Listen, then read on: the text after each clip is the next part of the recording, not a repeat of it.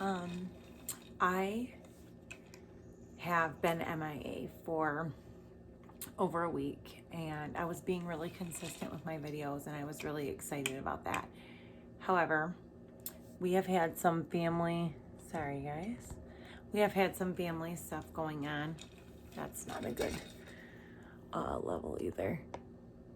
Here we go, just reeling it up over here, messing up my video.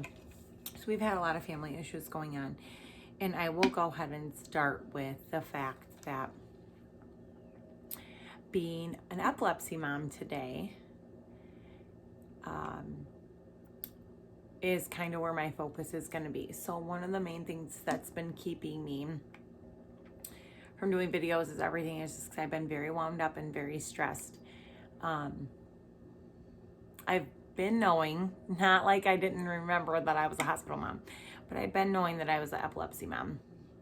But since Gage's first brain surgery back in 2017, we have had a lot of ups and downs, and I have known that there was a good chance that he would eventually need another craniotomy and resection, which is a type of brain surgery,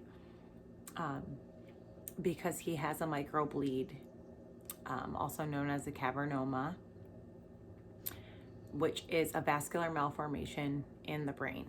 And so the first craniotomy and resection is when Gage's epilepsy started, and I feel like it's kind of been like a time bomb ever since. Like, when is the next surgery going to happen? And so many times we have increased medication, you know, changed different things. Just, we've done a lot. We've changed a lot of things. We've added meds. We've increased meds, and just so much over these past few years. And I guess part of me knew this was coming, and part of me was just hoping it would never come. But with the increase in the seizures that he's been having lately, and the increase in medications still letting them sneak through some clinical, and what a clinical seizure is for Gage is one where he has weakness or shaking that he can feel and that he's aware of. And then there's subclinical seizures, and those are the ones that just take place in his brain that he cannot feel or we cannot see even on video monitoring and things like that. They only show up on the EEG.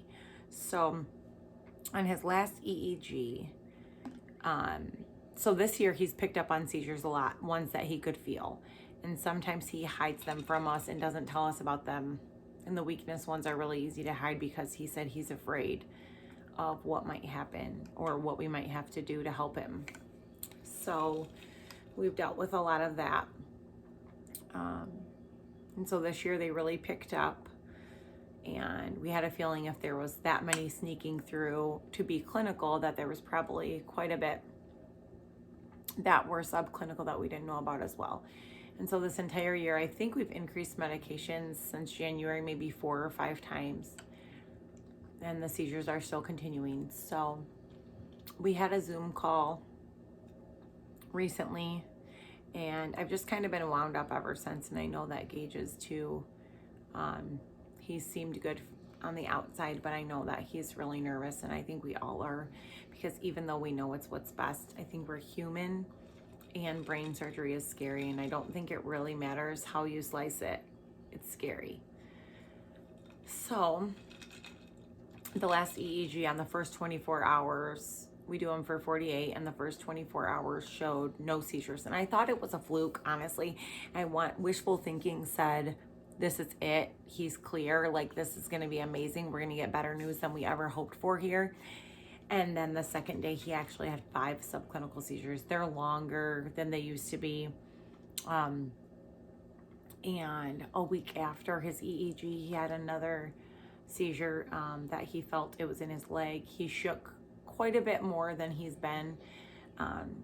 He like fell out of his shoe, his flip-flop, because he was shaking in the leg so bad. We are grateful Gage has never had a generalized seizure. He has focal epilepsy, and that causes his left arm and leg, basically from like his neck down to his toes on the left side, are affected by the cavernoma due to the fact that it's on the frontal lobe, the very back of the frontal lobe on the left side, or I'm sorry, on the right side. so that affects his left side. For you brainiacs, you'll understand that kind of stuff. But for those of you who don't know, the right controls the left, left controls the right. So due to where his cavernoma is and where that basin is where they removed the original stuff that was growing his entire life there. I want to touch base a little bit on what a cavernoma is.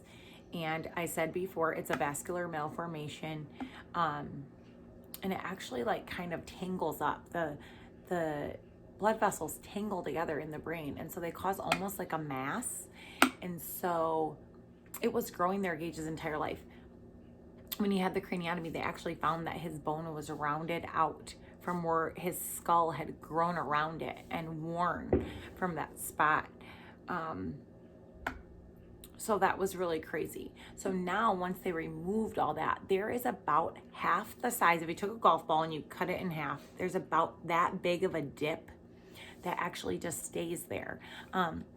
It hasn't done much healing since the surgery, or changed very much, but there's a micro bleed deep inside the edge of that hole. We call it the empty swimming pool. When Gage was younger, that was the best way we could explain it to him. So the empty swimming pool basically causes the neurons in your brain to like misfire when they hit the edge of the swimming pool. And so that's what actually causes his epilepsy. So a little fun lesson on that. We are kind of waiting on a date right now for the surgery, but I just wanted to check in and touch base with my fellow friends and viewers and fellow epilepsy moms and just say that this is why I've been MIA, and I'm an epilepsy mom, and I'm proud and I'm excited and I am terrified. I am nervous about the surgery. Gosh, I was nervous when my kids got tubes in their ears. So just any surgery is scary, but the severity of this definitely gets me going a little bit. And I'm going to touch base. We're waiting on an appointment for Griffin. I'm going to do a separate video and talk a little bit about what he's got going on. But I don't want to do that until I hear a little bit more information from the doctors, because he has some unknown things going on right now. And so I don't have a lot of information, but maybe I could do a video like tomorrow and touch base on what I do know and what I'm curious about. Maybe some viewers might be able to help me or something like that. I appreciate you guys tuning in. I love an epilepsy warrior, and it's hard. And for those of you who are struggling with the same thing or anything like this, I'm thinking of you. I pray for all of the epilepsy warriors every single day. And there's a lot of crazy stuff going on in the world right now. And prayer is definitely necessary for me, I know. And I think I'm kind of praying for the whole world, but I hope that you guys won't mind sneaking my Gage into a little prayer as we await this pretty big surgery, which will probably be in the next 4 to 6 weeks. I would love to be able to put some of the journey on here, because I do think that these type of things can really help and shed light for other families. So thank you for tuning in, and thank you for being patient while I haven't been posting, and I hope that you will tune in to the rest of Gage's journey with us. Thanks for watching.